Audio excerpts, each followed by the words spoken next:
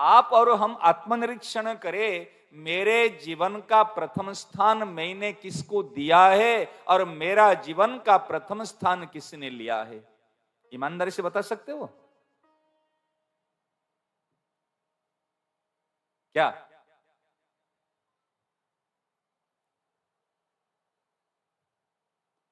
मेरा जीवन का प्रथम स्थान मैंने किसको दिया और मेरे जीवन में प्रथम स्थान किसने लिया? एक बार ढूंढो।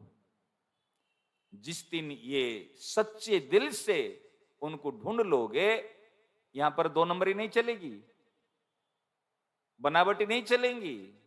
और जिसको आपने दिया, जिन्होंने लिया, उसकी याद जरूर आती होगी। सही ना? नहीं, उनकी मीठी मीठी याद आए बिना कभी रह नहीं सकते। और जब तक आप उनको प्रथम स्थान नहीं दिया, 10 नंबर 15 नंबर में स्थान पड़ा हुआ है, खूब अगरबत्ती हिलाओ, खूब घंटी बजाओ, खूब कहते जाओ, खूब पृष्ठा पलटाते जाओ, फिर वही प्रश्न करोगे जो 20 साल 30 साल पहले किया था।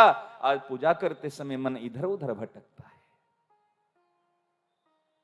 वही प्रश्न करोगे जो 20-30 साल पहले किया था, आज भी वही इंटरनेशनल क्वेश्चन आपके जीवन में रहेगा।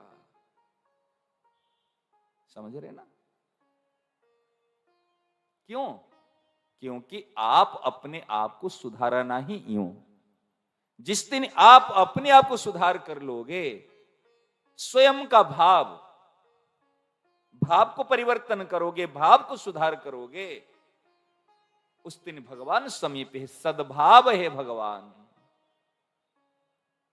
अरे भैया, भगवान रूप तो धारण करता है, आपका भाव हो तो रूप से प्रकट होगा। यदि भाव नहीं हो, वो भगवान रूप होते हुए भी आपके सामने में अप्रकट रहेगा।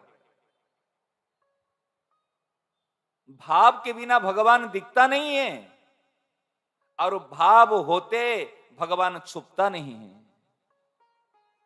भगवान को प्रकट करने में कोई शक्ति काम नहीं आती, भगवान को प्रकट करने में आपका भाव काम आता है। और सबको ईश्वर ने भाव देकर भेजा।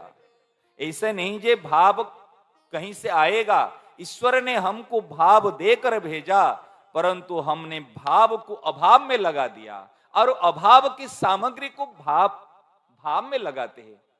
अभाव की सामग्री हमारे भावग्राही को जरूरत नहीं है। भावग्राही कहते मुझे तेरा भाव जरूरत है।